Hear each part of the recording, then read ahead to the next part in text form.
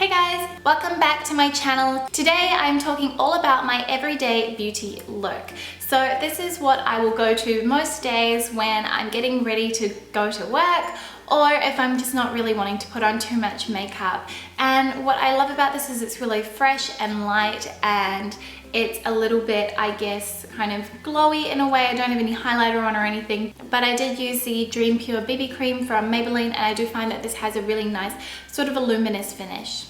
Anyway, if you'd like to see how I got my everyday beauty look, then keep on watching.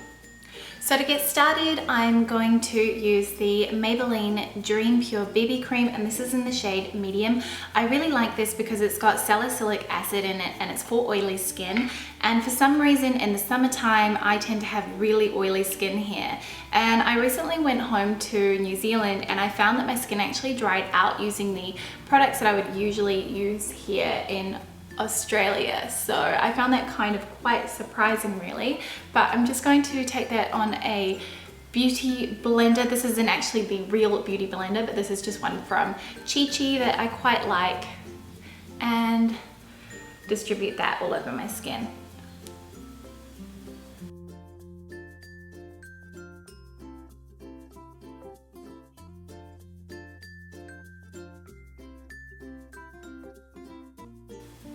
Because it gets so hot in Sydney, I'm going to powder, and I think otherwise I probably wouldn't. And at the moment I've been using the It Cosmetics, I think it's called the Bye Bye Pores Poreless Finish HD Powder. And this stuff is amazing if you like a really matte finish, and I'm just going to apply that with a Real Techniques, I think this is a concealer brush. And yeah, I just really love the finish of this. It is great if you've got incredibly oily skin in the summertime, or if it's just really hot and it's making your skin look really greasy. Next I'm going to do my brows, and when I want to get out of the house really quickly, I'll use the Rimmel Brow This Way, and I'm using this in the shade medium brown. I want to say it, medium brown. And I like this because it has this really cute little wand, and I find that it distributes product nicely, but it doesn't put too much in your brows, and it is so quick. And my brows don't really seem to move when I'm using this either, and it just looks really natural. Next I'm going to get started with the eyes, and I'm going to prime them with the Lorac Behind the Scenes Eye Primer. I've been using this since I got the Lorac Pro palette. It's not my favorite eye primer, but it does the job. Now for my eyes today, and what I've actually been using a lot recently, is the Tartelette In Bloom palette from Tarte. Now I adore this. I think the shadows blend out really seamlessly. This is what the palette looks like if you haven't had a chance to see it yet in person. I like the fact that it's got a mix of shimmery and also matte shades, so it means that you can really create a huge variety of looks, and it's kind of been my go-to. So what I'm going to do is go for Flower Child, which is this really light champagne color, and then I'm going to throw a bit of Smarty Pants and Jet Setter in the crease. As you'll see, these shadows are really pigmented. I do like to do about 2 layers just to get the desired kind of color, particularly when working with the lighter shades. Great, and yeah, as I mentioned before, I'm going to go into Smarty Pants and Jet Setter and just blend that out into the crease really roughly.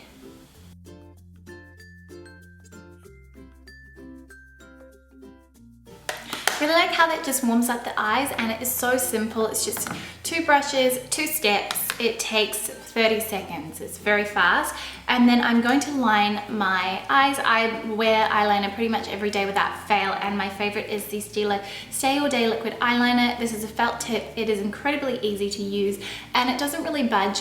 I do sometimes find if I'm going out in the evening, I will actually top it up just because it does fade a little bit around the outer corner of my eye, but I think it's just because if it's really sunny, my eyes get a little bit squinty and a little bit weepy, and I think that probably affects the product. I tend to start my eyeliner with the wing rather than actually drawing the line across my lid, as that's what works best for me.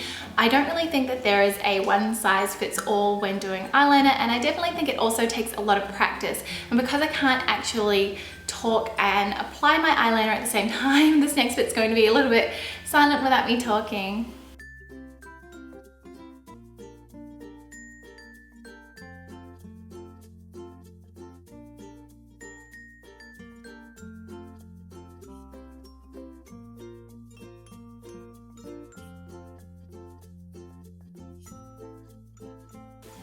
So that's the first eye done, and I find that the best way to get a really good application is to take your time with it. Don't rush it and you'll get the best kind of liner look that you're going for. Otherwise I end up with a really, really thick wing, which isn't always what I want, particularly when I'm going to the office.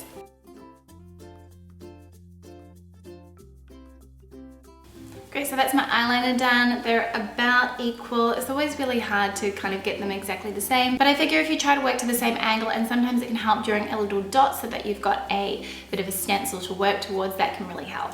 Now I'm just gonna apply some mascara, and for that I'm using the L'Oreal Paris False Lash Wings mascara. This is one of my favorites. I really, really like the brush, and I really like the way this makes my lashes look. They become so long, and you just kind of have to work the brush through a few times just to make sure that you don't get any clumping.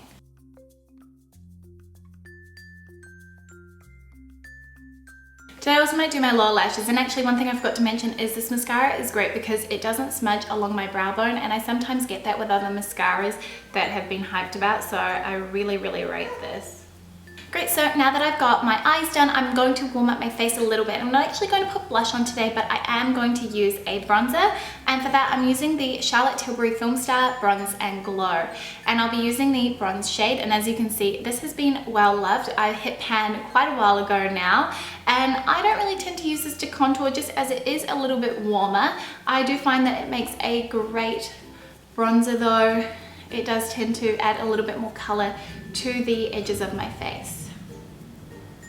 I like to bring that down my neck a little bit as well, just to make sure that the color of my face is matching with my neck and the rest of my body. It's all very seamless.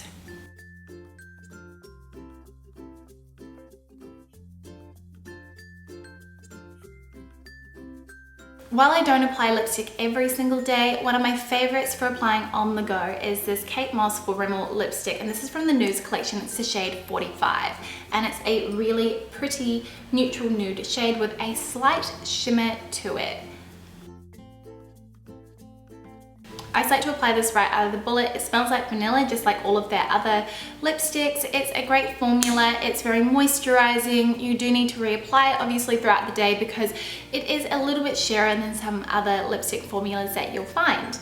But so that is kind of the finished look. This is sort of, I guess, how my face would look most days when I'm going to work. Sometimes I put a little bit more shimmer on the eyes, or I might want to add a little bit of blush. It really depends, but it has been quite hot here in Sydney. As you can imagine, having a base isn't always possible, so quite often I will go without and I just apply a bit of powder, a bit of primer with an SPF in it, and just warm up my face using a bronzer as opposed to evening out my skin tone a little bit, I guess. It's kind of just what works best for me. I hope you guys enjoyed watching this video. If you do, give it a thumbs up and subscribe if you're new. I'll see you in my next one. Thanks for watching. Bye.